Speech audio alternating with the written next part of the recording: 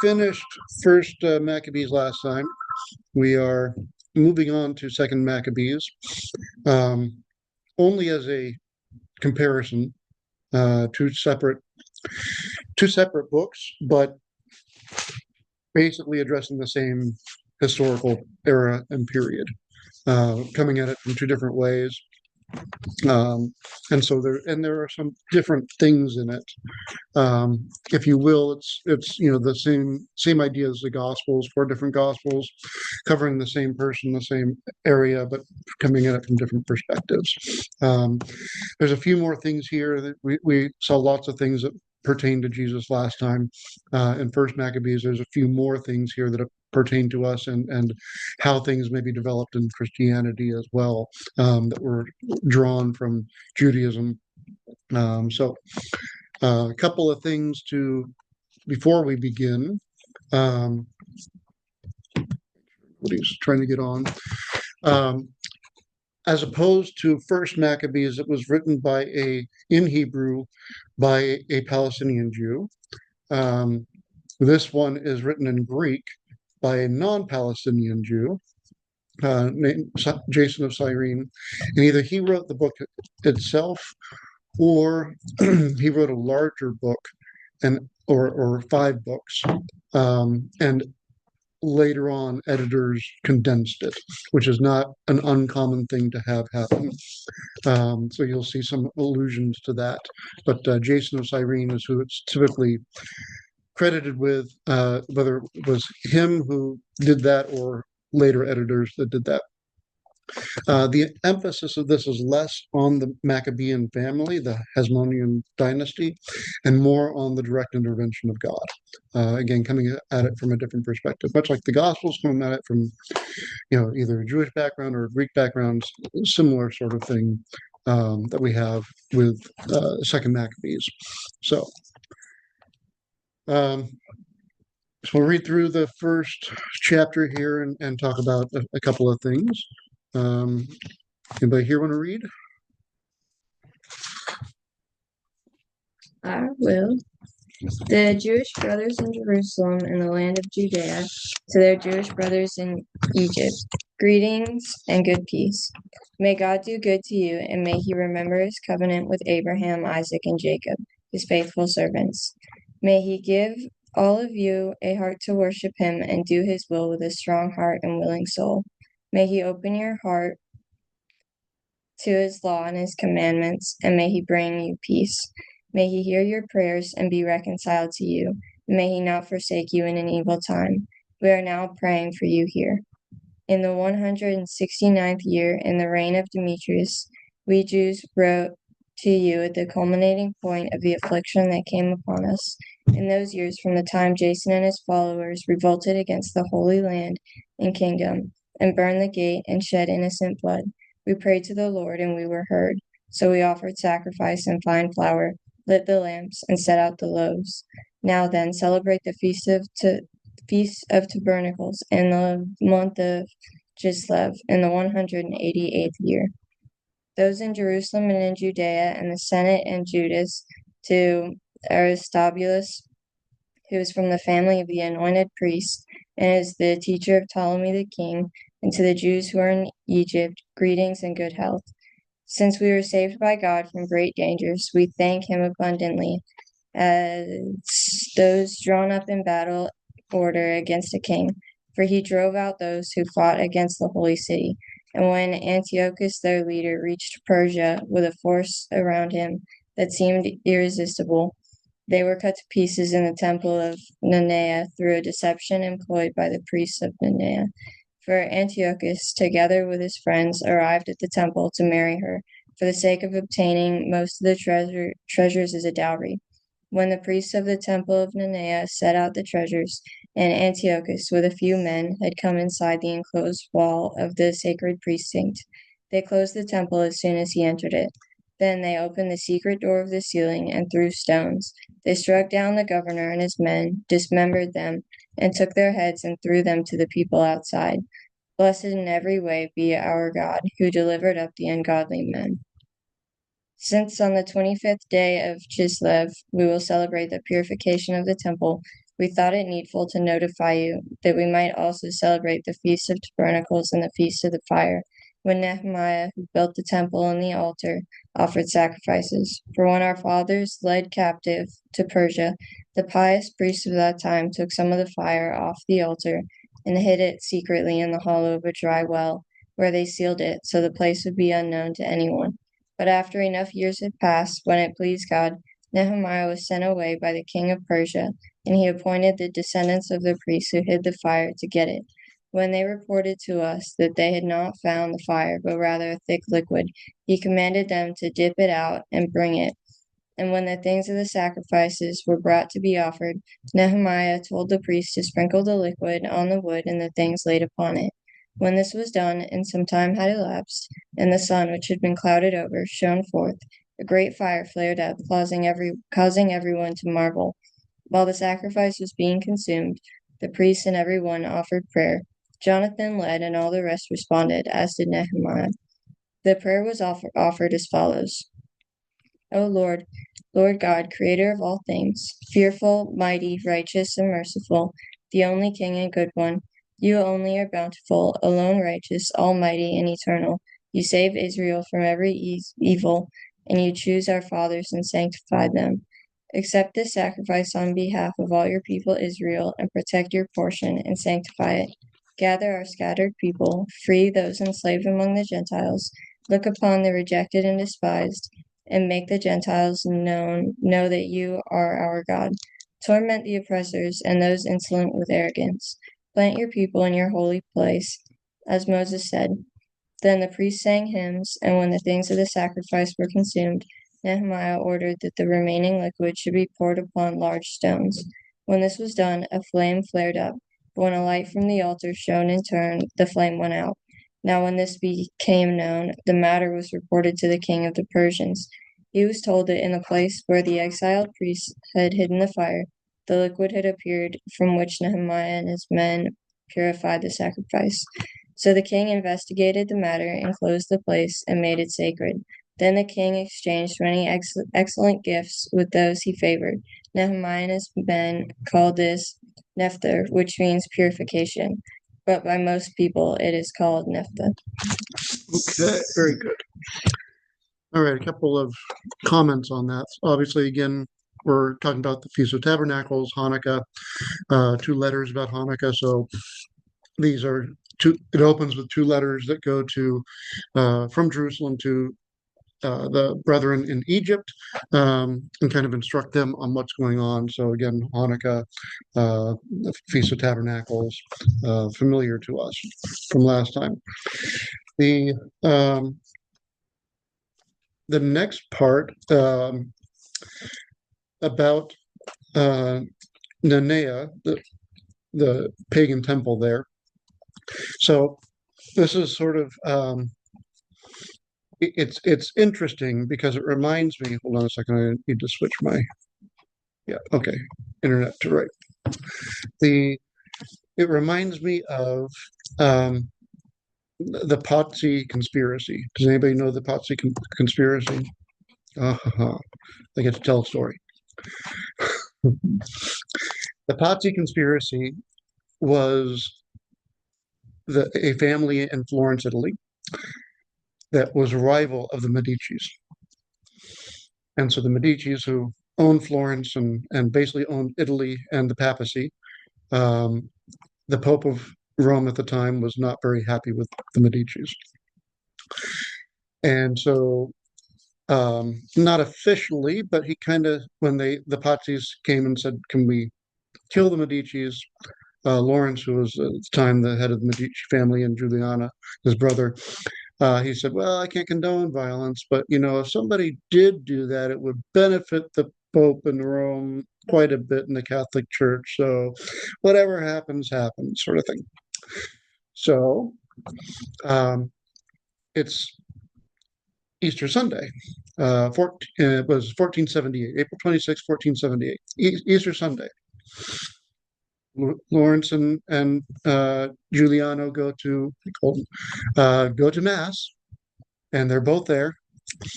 And the Archbishop, the Cardinal, is celebrating Mass, and he knows what's going to go on. As soon as they come in, block the doors, and the assassins are trying to kill Giuliano. They do kill Giuliano. Lorenzo happens to escape and go home to the Ponte Vecchio, the Palazzo delle Signori. Um, and so it sort of works, but not really. But they do it in the church. Know they're going to be there and attempt to kill them. The Medici's, having the power that they do, take the cardinal and all the other conspirators and hang them from the Ponte Vecchio, disemboweling them, cutting out their tongues and things like that, which you can imagine displeased the Pope immensely. um, but yeah, this very famous ambush of the Medici family that only propelled them further into more power because they were the protectorates of Florence, and the people of Florence loved them, and basically they killed all the Pazis and exiled the rest of them and whatnot. So kind of reminds me of what they did here. Come on in, lure them into the church, and then close the doors and wipe them out.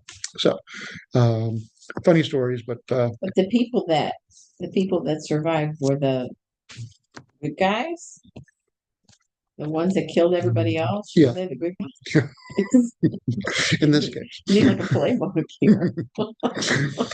it's also influence of the Red Wedding and the Game of Thrones and things like that. So, which is better in the book than in the TV show, as always. So, the next part of it, the Holy Fire, what does that remind us of? Holy Fire in Jerusalem, right? This fire that, the Akimiti candle, the unwavering candle that we put on the altar table. Of course, when the Babylonians took the Jews captive, they desecrated the temple. The Jews, we are told, took the ark and other holy things and hid them, including the fire, which of course went out. It was extinguished, but there was residue left that they came back, and it was miraculously provided for here. So this idea of the holy fire that continues to this day in Jerusalem at Pascha has some influence here in Second Maccabees. And then the prayer of Nehemiah, which is very similar, reminiscent of an Orthodox prayer, right? Lord our God, you who did all these other things, now do these things for us. And then they offer sacrifice. So this book, as opposed to First Maccabees, was probably written around 100 BC. Again, this book was probably written maybe around that time. Certainly is dealing with things prior to it. However, as I mentioned, the editing of it could have taken place even potentially after Christ. So it's really hard to know, but you can start to see some of the things they're describing here continuing in the Christian tradition and orthodoxy to this day. So some influences there as well. The part where they, say, make the Gentiles know that you are our God. Yes.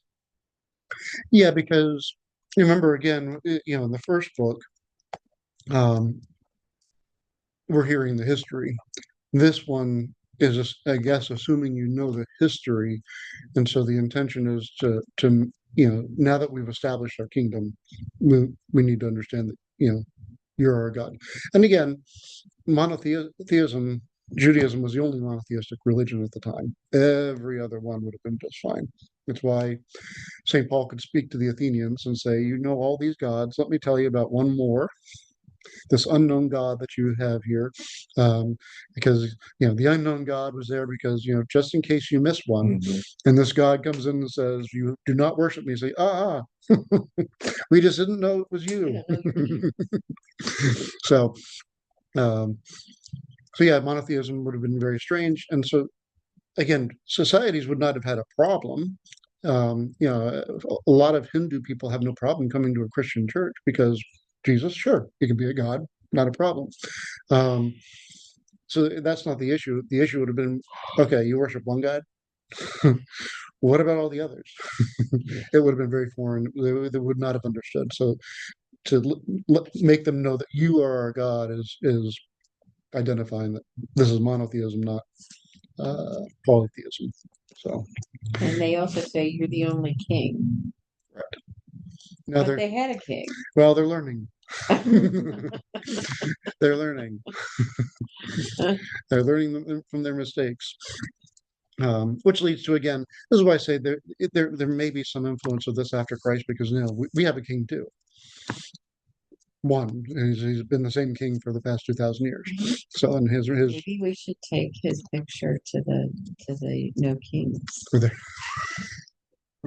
it's this weekend, isn't it? Yeah, Yeah, there it's you up go. the road. No kings. Well, we do have a king. We do have a king. It's just his kingdom is not here. And then the NAFTA, and this is familiar to us for Holy Week, right? I mean, especially Holy Saturday morning, and the NAFTA, the pitch, the toe, and we know what pitch and toe is. NAFTA, what is that? Well, that's an oil residue that is flammable, and so we're starting to see that sort of thing here. So, a lot of things that are familiar. Again, why we can see maybe after Jesus, dies and is resurrected, and the Christianity is starting to spread, the Jews are like, maybe we should take this book out of here. There's a little too much familiar with what's going on over there. So, chapter 2, anybody want to read that? I will. Okay. One finds in the records, as it is noted, that Jeremiah the prophet ordered those migrating to take some of the fire. The prophet also gave the law to those migrating and commanded them not to forget the Lord's ordinances, nor be led astray in their thoughts when they happen to see the gold and silver statues and their adornment. He also spoke other such words and urged them not to depart from the law in their hearts. It was also written that the prophet received an oracle and ordered that the tabernacle and the ark should accompany him when he went to the mountain where Moses had gone up and had seen the inheritance of God. So when Jeremiah went there and found a cave, he brought the tabernacle, the ark, and the altar of incense, and then sealed up the entrance. Some who followed him came to mark the way, but they were unable to find it. Now when Jeremiah learned of this, he rebuked them and said, "The place shall be unknown until God gathers his people again and shows us mercy. Then the Lord will disclose those things, and the glory of the Lord and the cloud will be seen. And as they were shown to Moses, and as Solomon deemed it worthy, that place should be specially consecrated." It was also made clear that Solomon in his wisdom offered sacrifice for the consecration and the completion of the temple. Just as Moses prayed to the Lord and the fire came down from heaven and consumed the sacrifice, so Solomon also prayed and the fire came down and consumed the whole burnt offerings. And Moses said, "They were consumed because the sin offering had not been eaten." Likewise, Solomon also celebrated the 8 days. The same things are reported in the records and the memoirs of Nehemiah, and also that he founded a library and gathered books about the kings and the prophets and the writings of David and the letters of kings about votive offerings. Likewise, Judas also collected all the books lost on account of the war that came upon us, so they are our possession. Thus, if you have need of them, send people to bring them to you. Since then we are about to celebrate the purification, we write to you. Therefore, you will do well to celebrate the days, for it is God who saved all his people and gave back the inheritance to all in the kingdom and the priesthood and the consecration, as he promised through the law. For we hope in God he will have mercy upon us soon and gather us up from everywhere under heaven into his holy place, for he delivered us from great evils and has purified the place. Now, the account of Judas Maccabeus and his brothers, the purification of the great temple and the consecration of the altar. And moreover, the wars against Antiochus Epiphanes and his son Eupator, and the interventions that came from heaven to those who behaved courageously on behalf of Judaism, who, although few in number, plundered the whole country and pursued the barbarian multitudes, and recovered control of the temple, famous throughout the world, freed the city, and restored the laws that were about to be dissolved, while the Lord, with great goodness, was merciful to them. All this was made clear by Jason of Cyrene in 5 books. We shall attempt to abridge them into a single book. We realize that a confused mass of material and subject matter makes it too hard on most people who wish to plunge into the narrative history. Every college student has says that. It's not there, but it should be. Yeah. Thus, we have aimed to help those who wish to read with delight, to make it easy for them who are inclined to memorize and to appeal to those who read for profit. Therefore, for us who have undertaken the difficult task of brevity, this is no easy matter, but one demanding sweat and loss of sleep, as in the case with one who prepares a banquet seeking the benefit of others. All the same, for the sake of gratitude of many, we gladly endure the uncomfortable toil, leaving the intricate examination of exact details of the compiler, while devoting our labor to arriving at the outlines of the abridgment.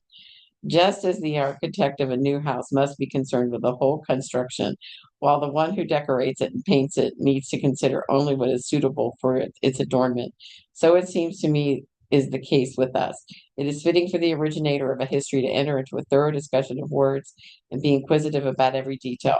The one who pursues brevity of narrative must be permitted to forego exhaustive treatment.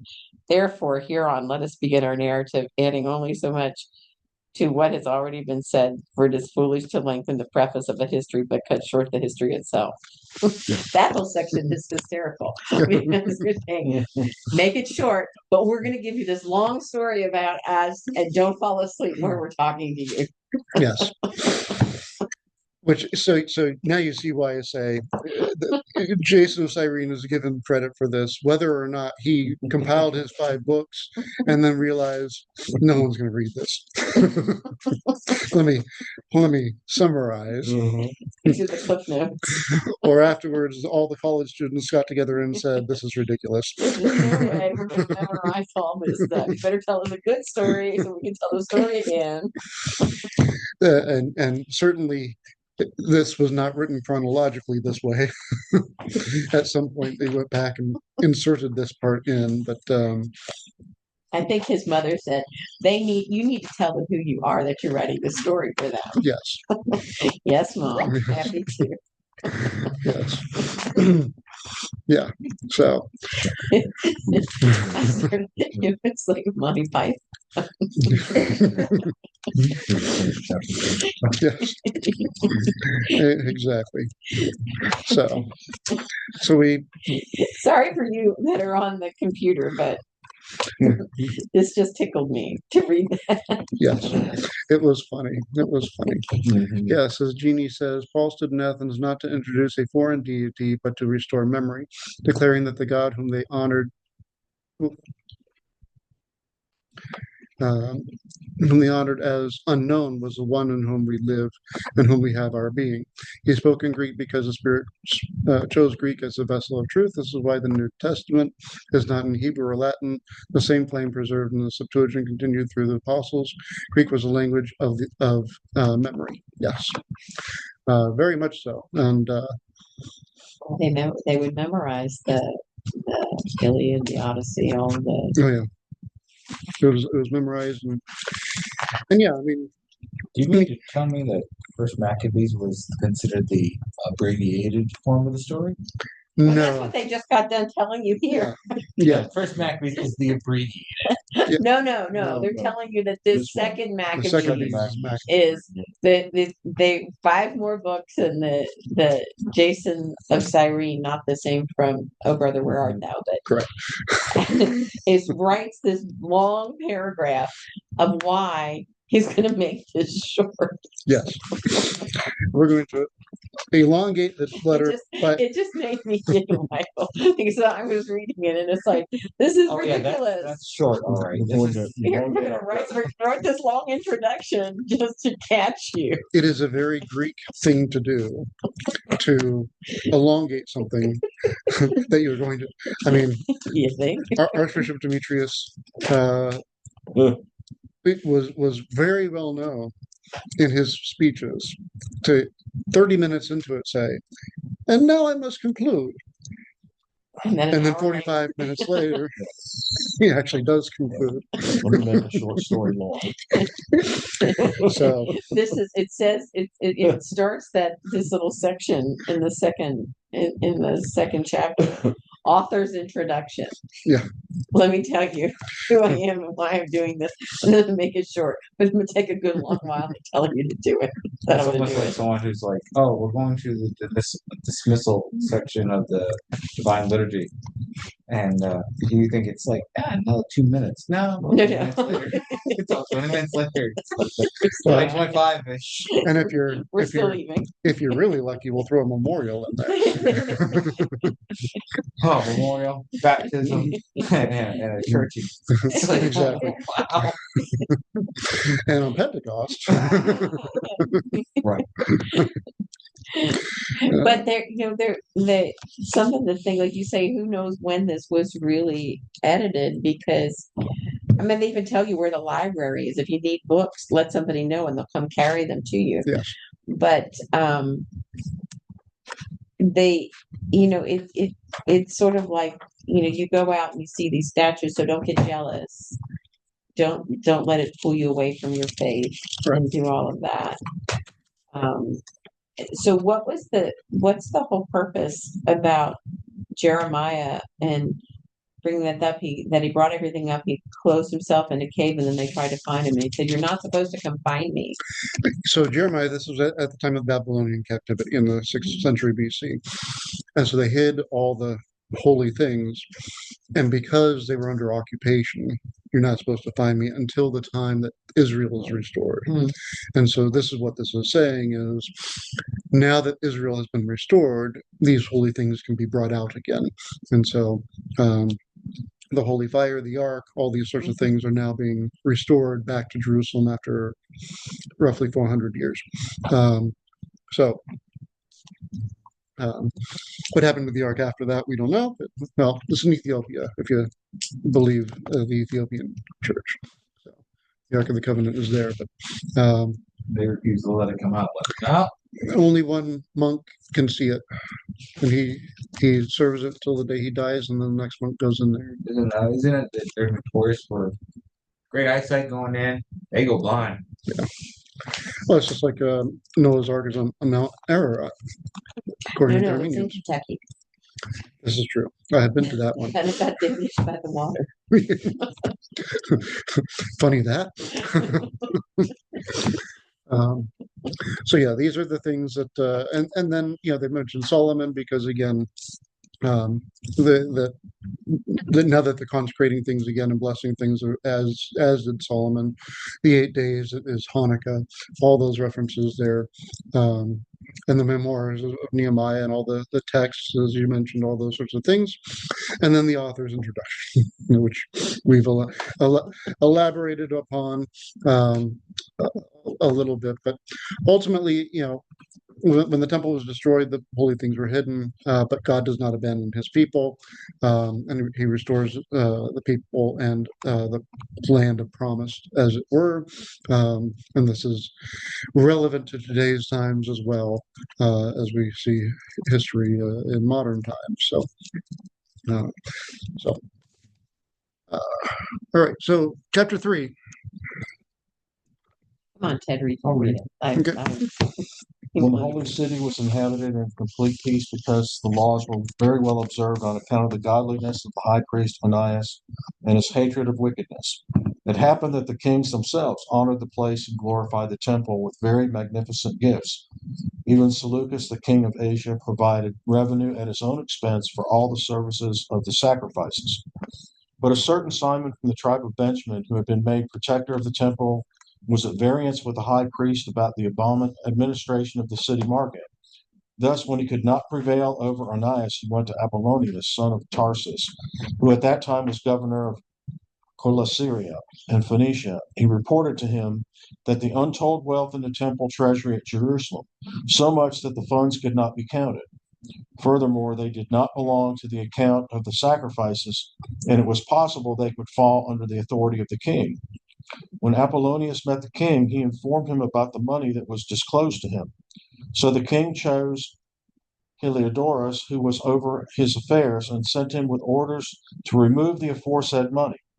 Thus Heliodorus immediately set out on his journey, seemingly to make an inspection of the cities of Coelesyria and Phoenicia, but actually to carry out the king's purpose. when he arrived in Jerusalem and was kindly received by the high priest of the city. He told them about the disclosure and why he had come, and inquired whether this was truly the case. The high priest informed him of the deposits belonging to widows and orphans, and also some monies of Hyrcanus, the son of Tobias, a man held in very high regard, the value of which totaled 400 talents of silver and 200 of gold. All this was contrary to the report of the ungodly Simon.